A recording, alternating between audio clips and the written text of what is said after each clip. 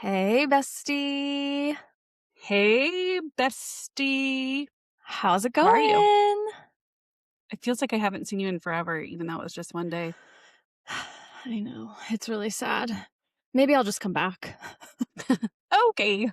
Don't threaten me with a good time. Right? Okay, can we just get right into it? Because I'm excited. Yeah. Okay, well, we have some things to celebrate. Yes, we Did you do. come prepared? I did. What did you bring? Hey. I knew. Okay, Uh, start opening so we okay. can cheers the moment because do you want to say it or should I? Well, I'll say the less fun part. Okay. It's been a month It has since we been started this thing. happy 1 month One of month anniversary. podcasting and being close. Well, we've been closer, I guess, than 1 month, but happy 1 month. Were you going to say being friends? No, I was going to say being close enough. Oh, But yeah, that happened much longer ago than a month. So ready? no, I'm not ready. I'm not ready. It's going. It's Oh, opening then on just its own. go.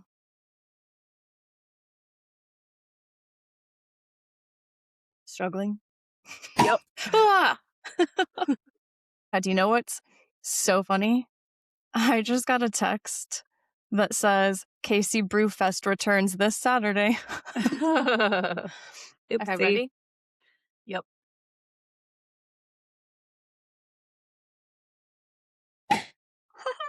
Yeah. Okay, can I say what else we're celebrating? Yeah, what else? Okay, we're officially over 300 300? listeners. Yeah. Oh, wow. Isn't that crazy? Over 300 in less than a month. And that's pretty crazy to me. So, cheers Cheers. to that.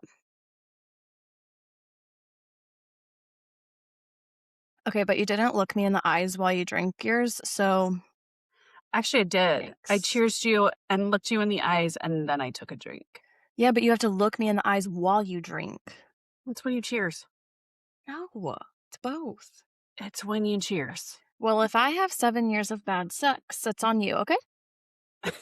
Actually, it's on you. No, because I was It's the looking at person you. that's doing I would say it's the person that's doing it. So, like the person that didn't look at 7 years of bad sex. Oh, well, then sucks for you. Good luck, guys.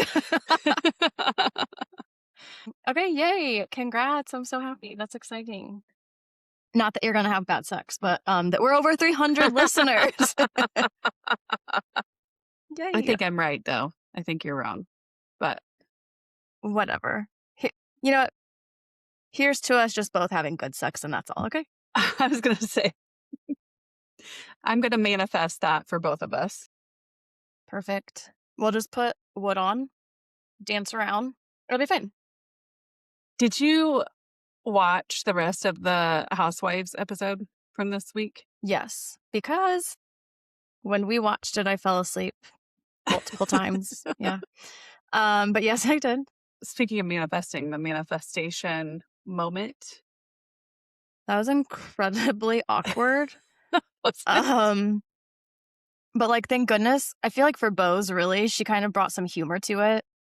Yeah. But that was uncomfortable a little bit. I know. And I don't know her name. She's one of the new people. Natalie or someone Yeah, else. I think it's Natalie. I get her point of I don't really want to read this out loud and say what I'm manifesting. Only because like I wonder, like, is manifestation like a wish? Like, Right. That's what I always wondered. Is it like your birthday candles where like you're not supposed to say it out loud? Or yeah, if you do, maybe just to yourself. Yeah. yeah, Because here's the other thing, you don't want people to do like the evil eye and hear what you're working toward. You know, there's that saying of don't announce it until it's happening or something like that. right. Because you don't want someone to manifest it not working out, basically. Lots of questions on manifesting, but Well, I feel like that will be a topic we discuss with Marci Yes. soon.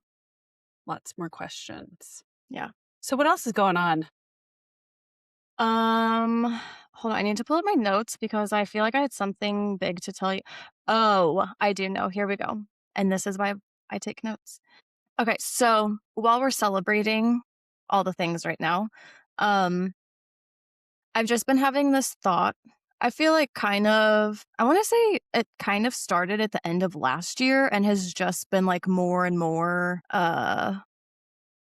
like coming front of mind, I guess you Building could up? say. Yeah. Yeah. And then something really hit me today. So in general, we only get one life to live, right? So like go balls to the wall. Go if you got some big, crazy dream that you feel like that would never happen for me or something that someone else might think is stupid, if it like gets you excited and lights you up, who the hell cares? Just go for it. If you Yep. do it and then you find it's not for you, at least you know. So that's kind of just been on my mind, I feel like, since the last year and become more and more prominent. I Um, couldn't agree more with you. and like even I feel like today things really hit me because we're officially over 300 listeners. We've been doing it for a month now. We're fully loving it and having fun with it. It would have been so easy for us to say, that's just not what we do. So, like, yeah, right. Never would happen for us.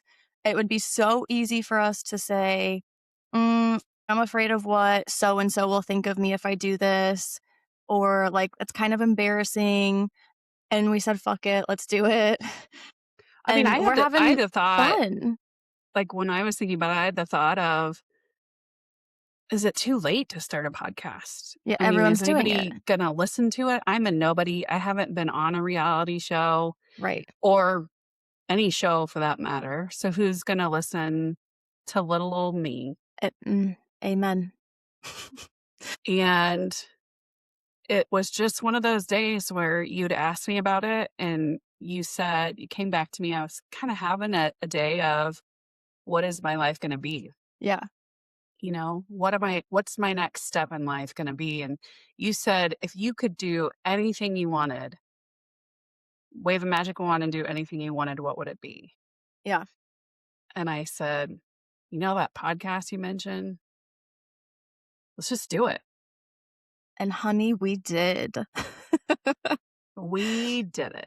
Yes, but also on that topic of what you're saying, I had some other major click with me today where you think more like future of what am I working towards and like where I'm at right now. If I continue doing what I'm doing, focusing on the things I'm focusing on, what would my life look like in 5, 10, 20 years? Like, is this what I want to do? Am I going to be happy? Would I look back and be like, damn, I wish I went and did this?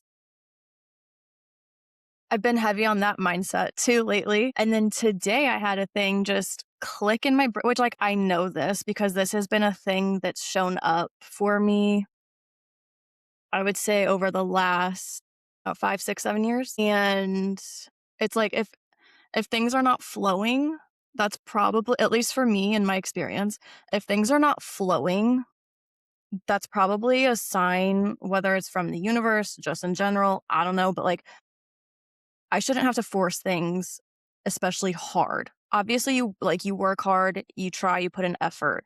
That's not what I'm saying. If you do all of those things and show up and are clear on what you need to make it happen, you've done those things to try to make it happen.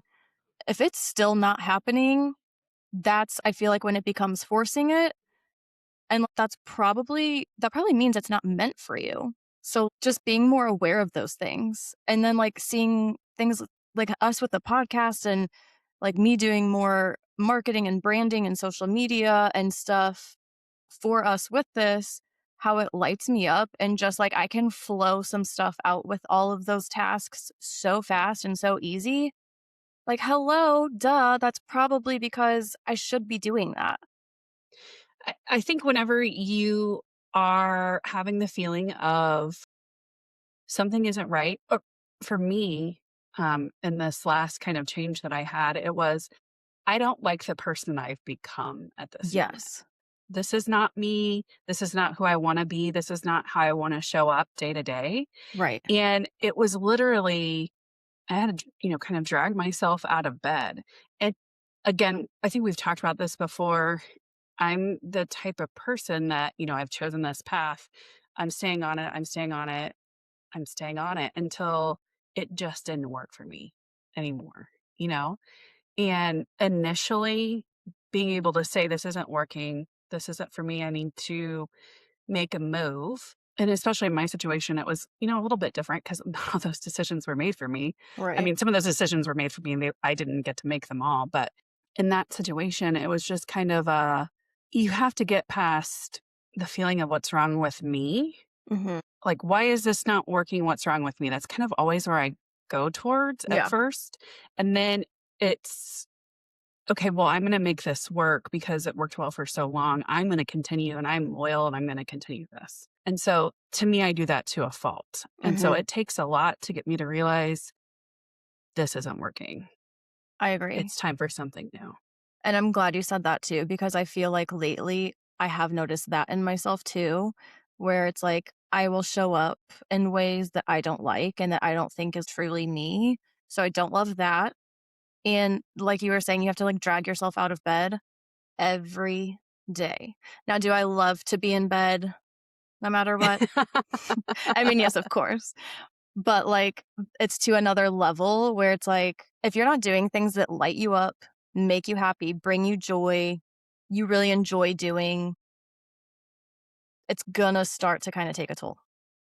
And I Yeah. fear I'm really nearing that fast. Yeah.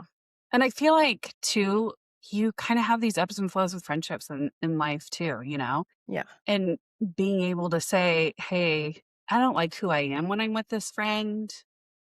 This isn't the kind of person that I want to be. This isn't what I want my legacy to be. I don't I don't want to be this miserable person. Yeah.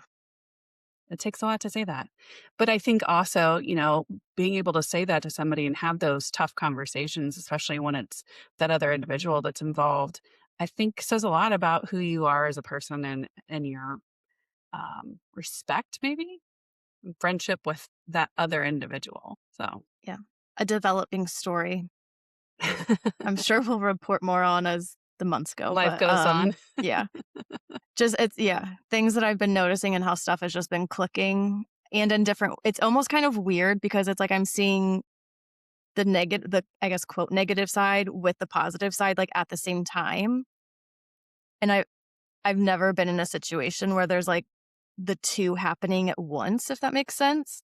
Sure. So it's just kind of crazy to and I'm not gonna lie, I kind of love it a little bit because it's like there's things, especially from things that I've gone through in the past or whatever. Like I know there's different, like the flow thing. If things for me personally are not flowing, it's really not meant for me.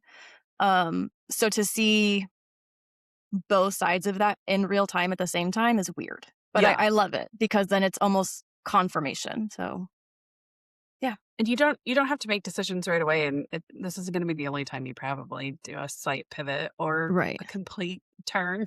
Yeah. For me. Who really knows? Yeah. It's things that are I'm aware of. Yeah. Yeah. I will say life hasn't turned out exactly the way I had planned it ever. Retweet. Which I feel like we just need to do a whole episode on that because for both of us, 100% yes. Yes, but I've learned a lot of lessons in my life. Mhm. I've worked for some really great leaders who taught me a lot about who I, want to be in life. Yeah. I've worked with some not great leaders, and I will say I learned equally as much from them as I have from those great leaders. A lot of it's who I don't want to be in life, but, you Still know, learn. yeah. And yeah, I've been fortunate enough to have some great mentors and friends in my life who've helped me through some really difficult times. And Mhm. even though I don't always talk to those individuals, some I haven't talked to for years, I still, think about them often and usually smile whenever I see something that they've posted on social media or those types of things. But those people that you meet through your life have such an impact in ways that they may not even know about. Right. And that's the other thing I was thinking about this afternoon is if something does come to an end, it doesn't always have to be a dramatic, nasty, negative thing. Things Right. can end just because of that cycle of your life. Like everyone evolves over hopefully they're evolving and growing over the time of their life. So, like, it only is natural, I feel like, that not everything sticks with you all the way, you know? So just because a cycle could be ending or is ending, has ended, like not everything has to be nasty, negative. My divorce was like that. I mean, obviously, maybe negative because it is what it is. But like, we weren't fighting and like putting each other through hell. You know what I mean? Yeah. So, like, well, okay, I guess we kind of were fighting. You know what I'm saying. We didn't fight over things. It was a pretty Once the decision was made, it was, yeah, it was a pretty yeah. clean split, but, like, there's really not a lot of drama to it. It's interesting talking about divorces. Kyle and Amanda, I go back to them Yes, just and because Dorit. theirs is on display for everybody. Wait, They you mean Dorit? mentioned, no, Kyle and Amanda. Amanda. You'll see where I'm going with this in a minute. Okay, I'm confused. I'm talking Summer House, Kyle and Amanda.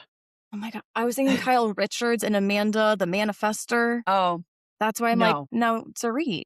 Okay, yes. They've put their divorce on display for everybody, and yet they're still doing press events and stuff. And they're like, we're actually better off as friends. Like, we like each other more. These press events don't bother us. And then you see kind of the opposite side with Kyle and Mauricio and Dorit and PK, where you couldn't be more different. You've got Kyle and Mauricio who are separated, but there's been no real talk of divorce. Right. And then you have PK and Dorit that have filed and can't be in a room together without a mediator. Hell, even just having mutual friends is like war An zone, it issue, feels yeah. like. Yeah. But I feel like I agree. There's those big moments that you have in life, and they're aha moments. And Marci would tell you that they're all related to astrology because I know that when I was going through mine, I mean, that bitch Saturn finally just left my chart. Yeah, amen. Uh, she We blamed Saturn. and we had a party Friday for that situation. Yes, we did. Sayonara, Saturn. Bye, bitch. She gone. Get out of Pisces. Mm-hmm. And And don't come don't back. come back. I've learned my lessons. I'm much happier without you. Yep, I'm I've good. examined my life. I feel like I've made the right decisions, and I'm ready for what's next. Same. Hopefully it's going to be a lot lighter and more fun because I Yeah. can't see how it would be any heavier. No. Yeah, please not. No, that scares me. Oh, hey. Hey, Marci. Hi there. I am ready. Hey, I'll be getting on the party.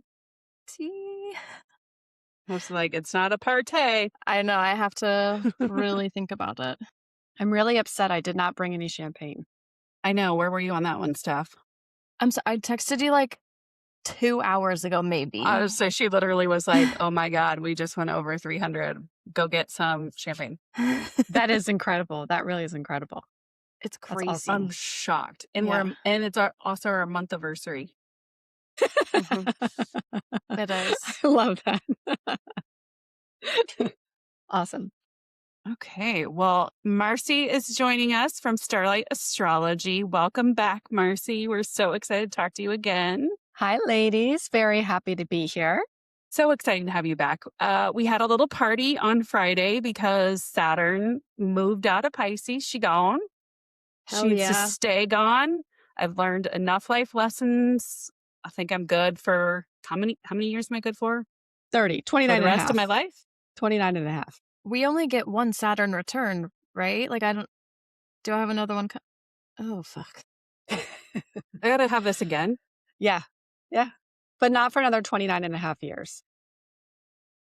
So in most cases, you will have 2 Saturn returns, one when you're, turning 29-ish, and then you have one another 30 years later. So whatever that is, 60. Okay, well, what just happened to me at Yeah, 46? I'm not really thrilled by this information. So the good news is your Saturn returns always get easier. So the first one can be a doozy, but then the second one is a lot easier because you're just at a more mature stage of life at that point. So it's just easier from that perspective. But Abby, yours was a little bit of a different case because while it was not your Saturn return, Saturn was in what we refer to as your first house of your astrological chart, and it was really doing a lot of business on your ascendant, more specifically. This is admittedly getting into some pretty geeky astrology, but your ascendant is the most sensitive point of your astrological chart. When you have planets coming in and hitting that hard, you're feeling it. And you're feeling it a lot in 2025. And then this most recent, as I was telling you, February 12th, 13th, 14th, you might feel a lot. And you did, and it was exhausting. Yeah. That's like Saturn kicking you in the butt on the way out. So, Well, she's gone. Bye, bitch. Amen. But I do have a question for you. One of the listeners wrote in and said something about she wanted to know more about the bitch Pluto. Is Pluto a bitch too? Hold on, I have a question. Are all the planets bitches? Because it seems like it. I mean, how many bitches I got to worry about here? Right. that's a fair question. So, as we talked a little bit last time, all the signs have a strength and a shadow side to it. So, a strength and a shadow, just like most things in life, there's a strength and there's a shadow. Similar to the signs, the planets also have a strength and a shadow. So, while, I'm sure you've all heard of the planet Jupiter. Jupiter is oftentimes known as the benefactor of the solar system. It brings joy, abundance, optimism. So it gets the reputation of being a good planet, an easy planet. But the reality is it also has a shadow side. Just like Saturn has a strength and Saturn has a shadow side. Jupiter's shadow side is that it expands everything it touches. So in other words, if it's in an area of your chart that's bringing up some tough emotions, having Jupiter there is just going to expand those feelings. For example, I can give you a very personal example. Right now, I'm a Leo rising, so I have Jupiter transiting my 12th house, which in a future episode, we'll get into the houses. But essentially, the 12th house is a little bit more of a hidden part of your chart. It reflects kind of the things we tend to repress, if you will. It reflects tougher emotions, mental health, how you get in your own way. And it can also relate to something as simple as sleep. And guess what? Jupiter in my 12th, I am exhausted. So, again, every planet has a strength and a shadow. So yes, Saturn has a strength and a shadow. It has more of a reputation of being more of a malefic planet. So it has it's the tougher side, but there are strengths to Saturn. For example, if I'm looking at a chart, it's very common that someone could have a Saturn, like for example, I mentioned last time during my own Saturn return, I became a mother. It's very common when I'm looking at a chart that Saturn is somehow involved in a marriage, for example, because Saturn is the planet of commitment. And when I see Saturn pretty active in someone's chart, especially when it's aspecting the sun, if it's aspecting the seventh house ruler, other placements, it can signify a marriage, which is a very happy thing. So every planet has its pluses and minuses, even though the ones that you might relate to as a benefactor planet or a good planet, there's still a shadow side to it as well. Okay, so which one have more minuses than I do pluses? Which ones do I got to worry about? Which ones are bitchier?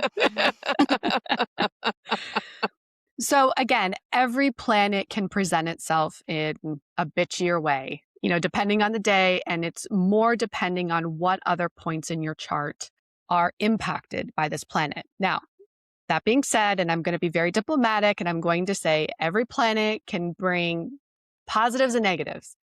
Every planet That's like can saying bring... you love all your kids the same. That's right. When we all know there's one you favor. I get it. That being said, I will say Mars, Saturn, and Pluto can be the toughest ones. The good news with Mars is that it's short term. Mars it's a personal planet. It orbits, its orbit's only 2 years, so it moves pretty quickly. So if it's in a tough tough point in your chart, the good news is it's not going to last very long.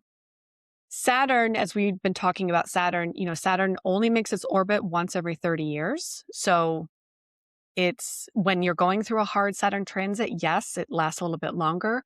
But the good news is oftentimes, and I know we touched on this a little bit last time, oftentimes when you look back, you're like, oh, I needed that.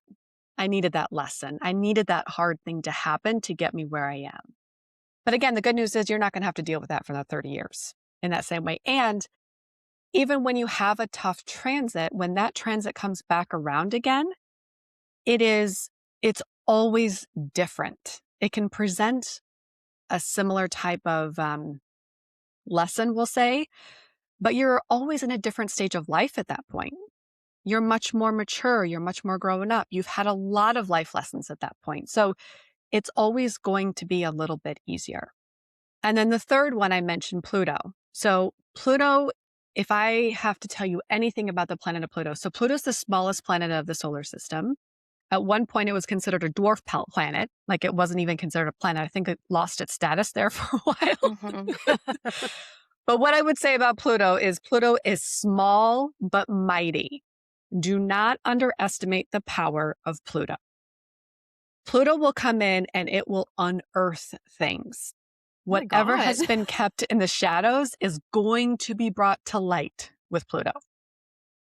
Now, Pluto, here's the good news with Pluto is it's trying to bring something to light that was never meant to be, or something that was brought to life that was meant to put you in a different direction. So the other good news with Pluto is you don't always get a significant Pluto transit in your lifetime because it moves so slowly. I don't remember its orbit off the top of my head. I think it's like 248 years it takes. So you will never get a full orbit, and only sometimes will it interact with one of your planets. So it's somewhat of a rare thing, but it is a significant thing. So can you look at my chart and like you can find out if / when it like hits, or how do you know? Oh yeah, I can look at your chart and do that. Dun dun dun. Do you want me to pull it up now? I was Oh going my to say, God, please. Steph, you were scared if I survived. I feel like I'm going to be scared if I hear that Pluto is coming anywhere near a Right? significant portion of my life. So it's really nothing to fear, honestly. It, I don't know if I believe you. it can be dramatic, yes, but remember, it's really here to help you transform. Yeah. That's really what it's meant for. As it kind of sounds like your Saturn return, but maybe potentially a little bit more intense. Yes. I Yeah. say, revealing truths could almost, something that you were never meant to find out, it could almost be fun. I knew I was right about that. Yes. So I will give you, let me ground this. Let me ground you with some kind of Pluto examples. Okay. So I don't want everyone running away like, oh my God, Pluto. So what I have seen, a few things. Number one, I have seen people become parents when Pluto goes over a very sensitive part of their chart. So for example, one of my clients I was working with, Pluto was hitting his ascendant. He became a father. That's pretty big. That's pretty significant. I had another client where Pluto was hitting their natal Venus. They fell into a lot of money. Oh my God. Pluto Hello, is also, Pluto. Come on. Yeah. Pluto is also known as like kind of the financier, or like bringing in, uncovering money, like mining money. Again, it's about unearthing things. So it's about bringing something to light that they potentially didn't know was there or existing or had access to in some way, shape, or form. I'm intrigued. So actually, Steph, I have really great news for you. You already went through a pretty significant Pluto transit. Oh, when was that?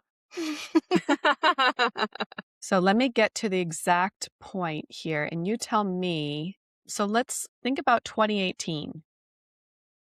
Okay. Anything significant? That's when I got engaged. There you go. Hmm. So Pluto, I was hoping, Marci, that you would tell me I'm going to find some money within the next year or two. Yeah, but that was Pluto going over your ascendant. So it marked a very pivotal time in your life that you got engaged, but also if you think back and you look at it now, how that kind of played out Yeah. can kind of set you on a very different direction. I feel like Pluto and Saturn really just partnered up on that, huh? They really did. 1-2 punch. Okay, well, I survived. Yeah, you did, absolutely. And honestly, like, you look back at it, like 2018, was that necessarily a bad thing that, that kind of came about? Um, it was, I'm sure it was a really Yeah, happy time at that time. yeah, So again, I'm really glad you brought that one up because that's a great example of Pluto in a very good way, a yeah. very happy way. And again, people becoming parents, unearthing money. So yes, it can have other dramatic consequences, but there's good to it as well. Now, the other thing I think is really important to point out is we all have the power and the autonomy to do whatever we want with these transits. So, astrology is here and it's the energies that we're working with. But at the end of the day, we all choose what to do and how to do something. That's where our own personal power still comes into play. So the planets don't make you do anything. It's really about how those energies play out and what you choose to do with those energies. Makes sense. And I think too, some people are like, do you get scared to talk to Marci? Do you get scared to know that you're going to Yeah. go through some tough times? And my answer was no, because it helps me understand sometimes when I'm going through tough times. But also, I think it gives me a little bit more um, courage or vibrato, however you want to say it, on the good times too. I'm like, Hmm. hey, this is a good time for me. I know I'm in a positive light, so I'm just going to do this kind of a thing.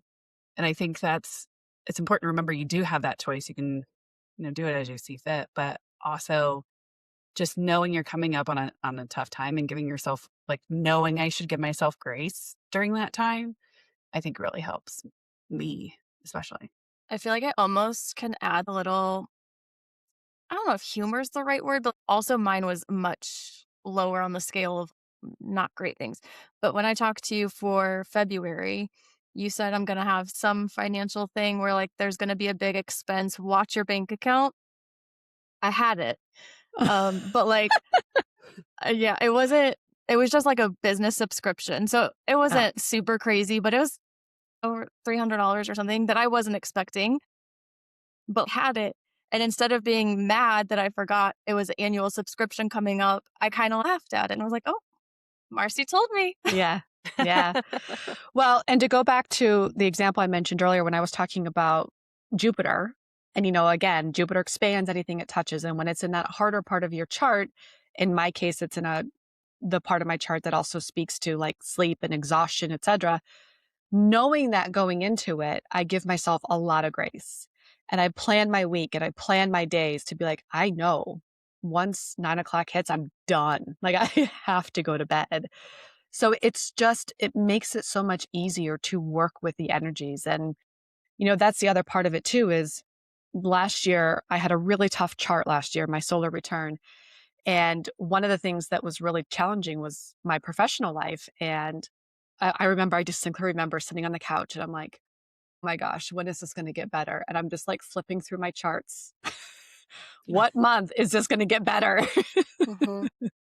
But that's also, in my mind, that's what's empowering about it is that it's not going to last forever. Like some of these hard lessons, and you look back and like, yeah, that wasn't fun. But also, it's really nice to know that this isn't forever. That helps alleviate it a lot, I think, in my opinion.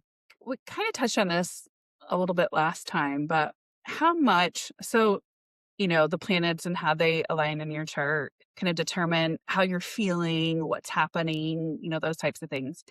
How do they align with like who you're attracted to both, romantically and then also like as friends and stuff? Yeah. So there's a whole division of astrology. I think I touched on it last time called synastry. And synastry is really where you take a look at two individual charts and you put them on top of each other. And depending on how their own personal planets interact with each other, can give you a lot of clues about about that relationship in general. So, um, for example, what I often see, and again, I know we touched a little bit on this last time, was a lot of overlap in the big three in close personal relationships. So I know, Steph, you have a Pisces moon, and Abby, you have a Pisces rising. I see that combination a lot. That combination, not just Pisces, but I see the combination of people naturally gravitating toward people who have that similarity. So their moon is someone else's rising. And when you think about it, if you go back to, we talked again about this a little bit last time, where we're talking about the differentiation between your sun, your moon, and your rising. Your rising is how you see the world. It's how you approach the world. And if someone's moon is in the same sign as your rising, in the very basic sense, it's like saying, I see your heart. So I see who you are because I can see your heart, because the moon reflects your inner self, your heart, essentially. So that's always kind of a powerful way to try to conceptualize how synastry works. It's kind of where there's overlap. And I just find that that combination in particular is very common. The other one I would say is when someone's sun is in the same sign as your rising. So, Steph, your rising is Capricorn. So, if you could find someone that's a Capricorn sun Mm-hmm. and hang out with them for a little bit, I think you would love it. Casey's already taken, but I think you guys are kind of best friends. Oh my gosh. That's funny. Okay.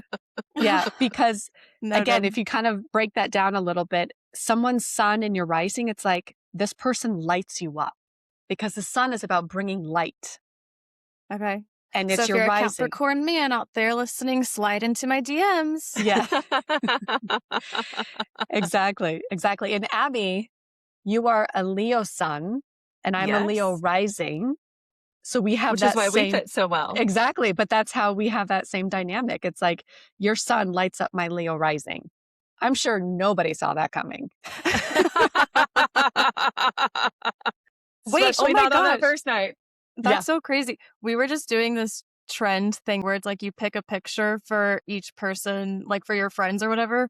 And one of the pictures you have to pick is the season. And I chose spring for Abby because I'm like, you're like the sun. Like spring is just like an exciting whatever. And now you light up Marci's life. Marci's world. Yeah, my world. Yeah. And actually, if you want to take that a step further, so Abby, your sun is directly on my Jupiter, which again, if we think about the traits of Jupiter, that's like optimism, fun, joy, spontaneous, adventure. And having your sun, it's like lighting up all those qualities in me, which is why we have a lot of fun. I was going to say, we do laugh a lot when we're That's together. cute. And then also, if I have to remember this correctly, I apologize, this is getting really geeky, but my ascendant is exactly conjunct your Jupiter, Abby. So again, it's even more of that like Jupiterian qualities of. Hold on. You said you're ascendant. Yeah. So, that's your rising. Yeah, exactly. It's your Okay. rising. But remember, there's that very specific point within your rising sign that's like one of the most sensitive points of your chart.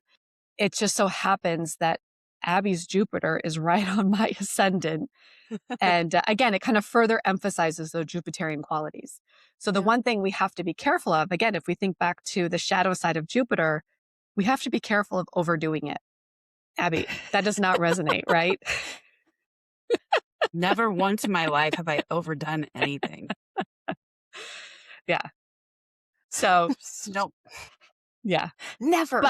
But that's like, you can think about the qualities of our relationship.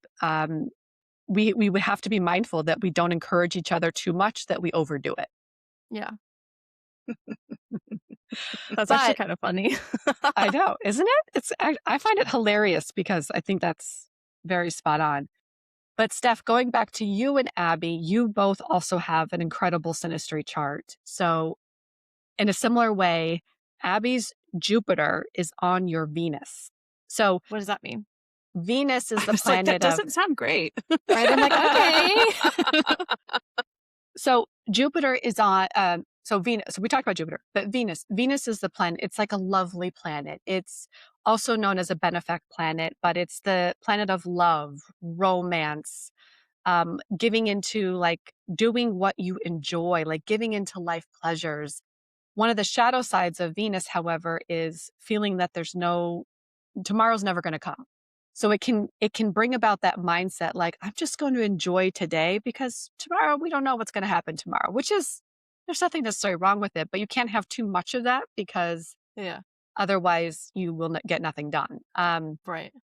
Having Abby's Jupiter light up your Venus is like having a great time together. It's like expanding those themes of Venus. Can So in confirm. yeah, exactly. Yeah, And do exactly. recommend. Yes, I do. I would Exactly. absolutely say that we live like today's our last. Which is also hilarious that I joined this podcast on a Monday night and you are both drinking champagne. On That is brand. like on brand. Exactly. Like Jupiter on the Venus, like just enjoying life and bringing life to enjoyment, something along those lines, like that Oh, type of okay. thing. So, Love. yeah. Yay. So it's having a great time together and, being able to enjoy life's pleasures together. Okay, I like that. Yeah. Awesome. Yeah. Knew we were connected. Duh. Yeah. How does it play out in we talked a little last episode about like the love languages and stuff like that. So how does your big three play out in what you prefer? Which, by the way, we found out that Casey says that I'm wrong about my love language, by the way. Oh, interesting. So I want to know first, because there's 5, right? Yeah. I think I'm acts of service. Okay. He thought I was quality time, but I also see quality time as an act of service. Does that make Interesting. sense? Yeah, Like absolutely. if you choose to spend time with me over Like make that something with the effort. guys, Yeah. like that's an effort, and I see that you're making that sacrifice to spend that time. So I guess he's kind of right, but I still see that as an act of service. Interesting. Interesting. What would you say, Steph? I think my number one for sure is quality time, which is funny because mine is like the same reason, but opposite ways. I don't know. Ways. We say like the same thing, but we choose different ones. Because I'm like, everyone is so freaking busy that if you, like Abby's saying, if you choose to take any of your time out of your busy day, life, schedule, whatever, to spend it with me. And I think also like really be in the moment with me. I think maybe that's why I say more quality time is like be there in the moment. Don't like physically be there, but not like mentally, I guess is what I'm saying. So yeah, I think mine's a quality time. Yeah, that makes sense. So, what are the other ones? You said active service, quality time, Mhm. physical touch. Yes, Yeah. physical Physical touch, touch. Words of gifts, affirmation and and words of gifts. Yeah. affirmation. Yeah. And I will say too, gifts has always been the last on my list. But Abby and Casey each got me a Valentine's Day card because I was at their house on Valentine's Day. And that was so nice. And I really appreciated it. So I was like, oh my God. Now I don't think it's necessarily gone up on well, maybe above physical touch. I don't know. But like, I still don't like need that. But I was like, oh, that's really thoughtful that like you thought of me, you made the effort to go do it, and then you did it. Yeah, that is. That's Yeah. very sweet. That's very sweet. So, from an astrological perspective, I would always go back to the moon because the moon really represents how you love and how you feel nurtured, which I think is kind of getting along the same lines as the love languages, but it's a different take on it. So, I don't know how the astrological moons, the individual moons align to the other love languages, but what I can say is when you think about the 4 different elements of the astrology, so you have fire, air, water, and earth. So a fire moon, so that means if you have your moon in Aries, Leo, or Sagittarius, fire moons really like action. They like adventure. They like putting a goal in front of them and being able to achieve it. They like going on long journeys together, being the star of the show, if you will. Like they like movement and they're very bold about how they express their emotions and their feelings. Conversely, an air moon, so that's you, Abby. So that's Gemini, Libra, and Aquarius. Air moons typically put a lot of emphasis on communication, social activity. They tend to be a lot more objective when it comes to their feelings. In some cases, they can be a little detached from their feelings or be able to think around their feelings, for example, or think through their feelings. So I'm feeling sad. Why am I feeling sad? They can have this whole internal dialogue without ever expressing what those emotions actually are to them. Earth moons, so that's Taurus, Virgo, and Capricorn. I am a Virgo moon, so I can relate to this. Earth moons are very grounded. They're very practical, reliable. They're very connected to the human senses, and they feel a little bit more emotionally self-sufficient. What I mean by that is if they are upset, they're not necessarily going to turn to somebody else to help them through an issue. They're going to try to work through it in the most pragmatic way they can. And then you have the water moons. So, Steph, this is you as a Pisces moon. So this is moons that are typically felt very deeply. There's a lot of depth to their feelings, very soulful, empathetic, intuitive, nurturing, protective, compassionate. All of those are a lot more of what we refer to as, again, those kind of feeling moons, if you will. So that is not just Pisces, but that's Cancer and Scorpio as well. I was gonna say, I think between Pisces and Cancer, I got a lot of emotions and feelings in Yes. there, huh? Yes. But it's awesome that you have a Capricorn rising because you have that kind of earth grounding energy as well. Yeah. So that's how people see you. They probably see you as someone who's very grounded, but also somebody who can relate to them, who can feel what they're feeling and empathize and sympathize with them with whatever they might be going through. Okay, so can I ask you a question? Because I always see on social media, so like, I don't even know if this is accurate, but I always see stuff about Cancer and the moon being tied together. Is that like, can you explain? Yeah. I don't even know what question I'm asking, but like, since we're talking about the moons, yeah, what Yeah. is, because the moon is like my, not my leader, but like, I I don't don't know the know. word I'm looking for, but my ruler, I think is what I've seen. Is So that a thing? in some circles, it's a thing because you are a Cancer sun, right? Uh, And so some people will associate the planet of that sign as being kind of like your sun ruler. I don't really follow that. okay, I look more at what we refer to as your chart ruler. okay. So you're Capricorn rising, which means Saturn. Saturn rules Capricorn, so that's your chart ruler. Saturn, your buddy Saturn. Yeah. Bitch. I'm just kidding. So Okay, to go back on your interesting. but to go back on your question, it's a great question. Every sign has a planet that rules that sign. Mhm, So for the sign of, for example, the sign of Leo, the sun rules Leo. So the qualities of the sun are really brought to life in the sign of Leo. Or the strengths and the shadows of the sun are often displayed in the sign of Leo. So anyone who has significant Leo placements like Abby, uh, qualities of the sun or sun-like are going to be found in a Leo person with significant planets there. When it comes to when you see those things on social media about Cancer and the moon, so just like the sun rules Leo, the mhm, moon rules Cancer. okay. So that's why you're seeing that connection. You're the sun and I'm the moon. There you go. Okay, cool. Yeah, that helps. Yeah. So we're getting ready to have a sign change here. It's moving into my rising Pisces. Yes. What what's coming up for us as a collective? This Pisces season is a doozy. It's a doozy. Pisces season in general, I know, buckle your seatbelt. Marcy, when will you come on here with some good news? Well, I No, guess. I do. I do. I do have really good news for this week. So stay Okay. with me. Stay with me. Okay. Pisces season. So Pisces season in general is known as the most compassionate sign of the zodiac when you think of Pisces. Kindness. It's okay to not have everything worked out.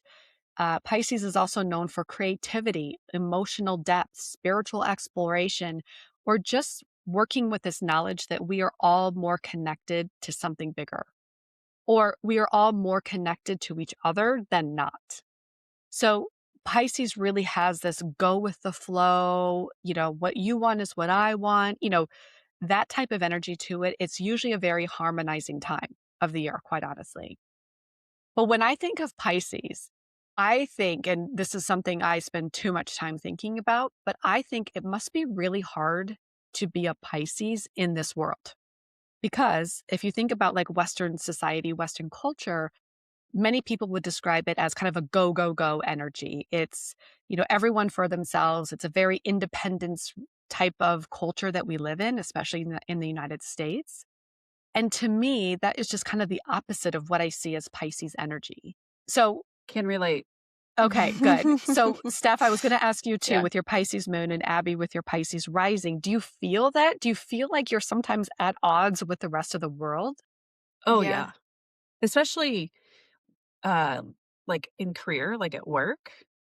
I very much want to win as a team, to be a team, to bring people with me and bring them along. Let's all do this together. It's so much more fun if we do it together. And it has been my experience, especially that the world seems to be out for themselves. And I cannot relate to that. I have a hard time with that. Yeah.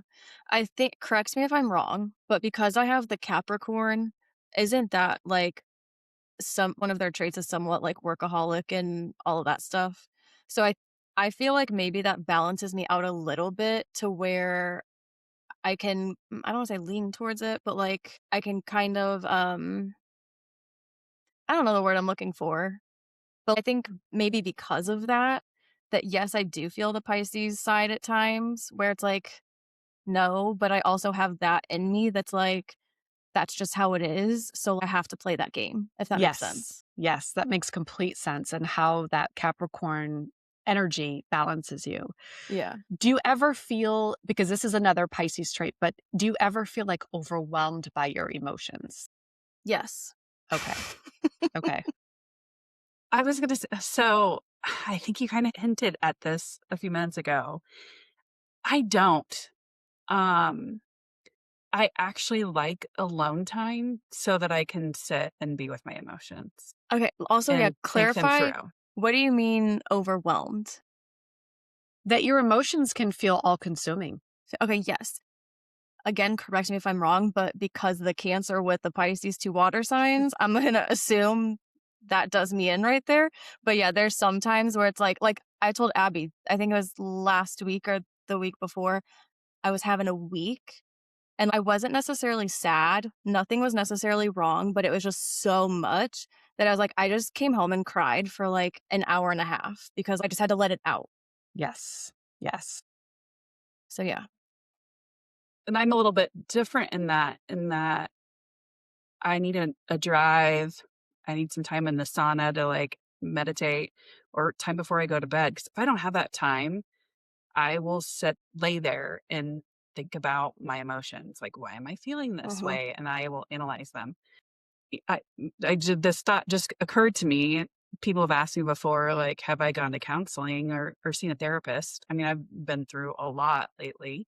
And I mean, even just, the infertility journey and all that stuff. And I've never felt like I needed to because that time with myself, like thinking things through, I get to the place where I'm good. Hmm. Does that As make a sense? do you just have that where you have to think it through? Because I feel like mine is almost a cycle where it's like I start to overthink, and that's I feel like where it gets to the overwhelm of like I just have to let it out, feel the emotion, then I have to logically think through it, and that clears my head. It's almost like a three-step process. So this is so fascinating to me. So you both are like exactly, this is no surprise to me that, based on your moon sign, that this is how you're processing emotions, that Steph, you feel it first Yeah. and then you think it. Abby like thinks it first and then maybe she feels Mhm. it, Yeah. Yep. which very much speaks to your moon signs. But the question I have for you, Steph, and you don't have to answer Yeah. this or you can cut this out if you want to. Did you ever feel like growing up, or especially when you were younger, that having these bigger emotions was frowned upon? Oh, I would say I didn't have emotions because I don't wanna say it wasn't allowed, but, for lack of better terms, it wasn't allowed. Like, Hmm. it our parents didn't show emotion. So us having emotion like, if I ever felt sad or anything, I would just go to my room, I feel like. You know what I mean? And not that sounds so depressing. It was not that bad. But, like, I think I didn't know, maybe that it was okay to show that. Obviously, that's still my family, but, like, in public, Yeah. And, like, I didn't know how, because it's uncomfortable. Even now, I don't like to cry in front of people. I will come home and cry, let it out, whatever. Um, so yeah, no, it was even when my sister got married, when I got married, we're not an emotional family. So yeah, Got it. But that's kind of what I'm referring to, like being a Pisces in this type of culture where, to your point, and I don't think it's specific to your family. I think that's our culture, is yeah, that it's not always encouraged right, to be so forward with your emotions, to show your emotions. If you're having a hard time, you might call a good friend, you might call Abby after you've kind of worked through it. But a lot of people correct. wouldn't call when you're like downpour emotions, like they just kind of want to be by themselves. And, I don't Yeah, know. In my opinion, I just feel like our culture kind of plays into that. And it's just interesting to me.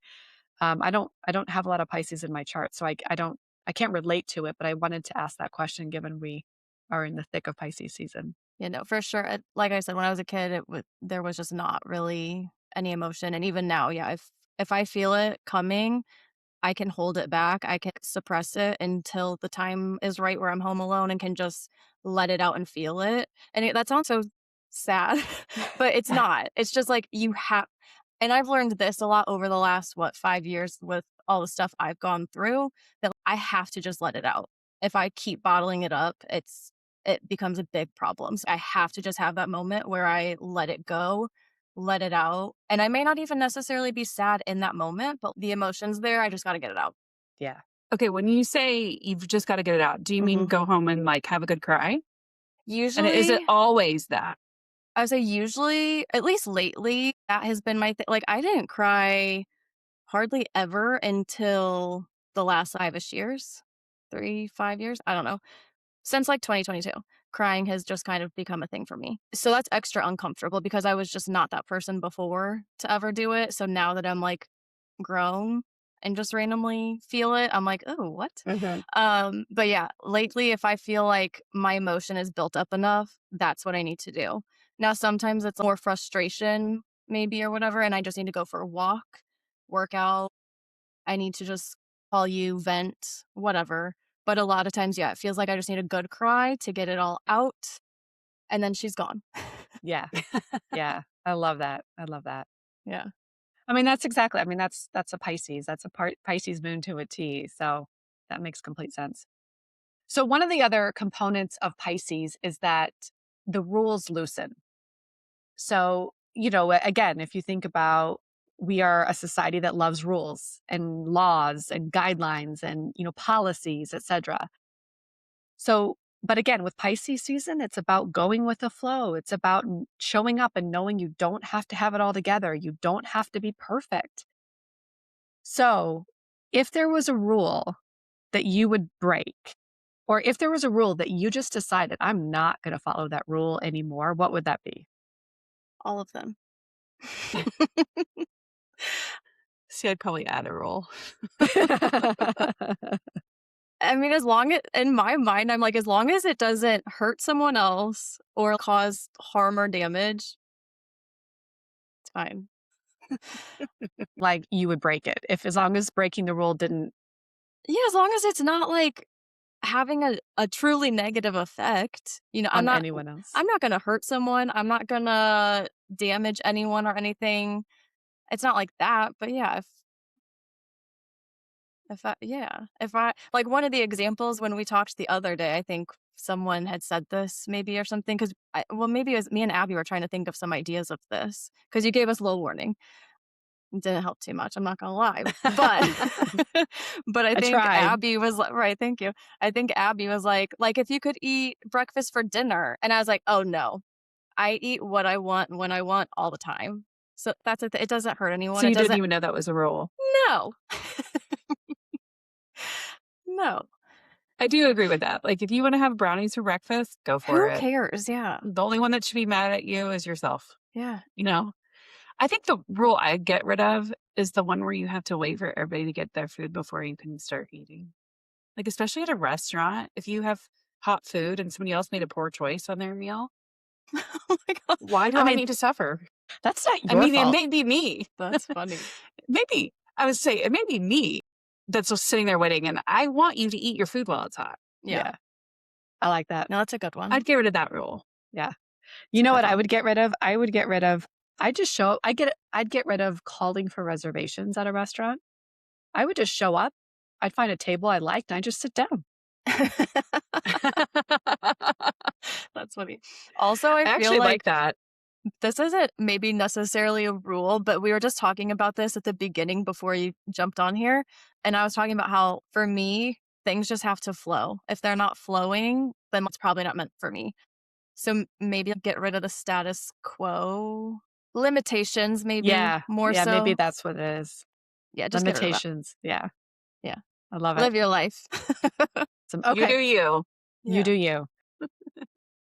All right. So that's Pisces season in a nutshell. Like that's typically what we see. This Pisces season, however, is going to be a little bit more bumpy. We are starting with an eclipse. Actually, we have an eclipse tomorrow, an eclipse of Aquarius, which we could spend the next 35 minutes talking about the current astrology because it's a little nuts. But Pisces season it's happening during eclipse season, which it has been for the last couple of years. So this isn't necessarily anything new, but it is kind of contradictory to what we know and love of Pisces season. So eclipse season can bring instability. It can bring like a feeling of electricness, if you will, and it can usher in change, pretty significant change. So, which isn't necessarily a bad thing, but a little bit more dramatic than what we tend to see with Pisces. Pisces isn't really necessarily known for the drama component of it. That being said, this first week, so between now and February 22nd, this is the best week of Pisces season. So if there's a contract you want to sign or you're getting ready to sign, if there's an olive branch that you want to extend to somebody that maybe you have been on the outs with, or someone you've just been have on your mind, you want to reach out to them, this is the week to do it. Or to schedule in that rest and that recharge, as I mentioned. Pisces season can also just be about ensuring you get the right rest for yourself to recharge. Because after that, after next week, at the end of next week, we get Mercury stationing retrograde. So things just sometimes get a little crazy during Mercury retrogrades. I feel like people hear more about Mercury Yeah. retrogrades. Yeah. That's more like socialized. But Yeah. remind me of what happens during those.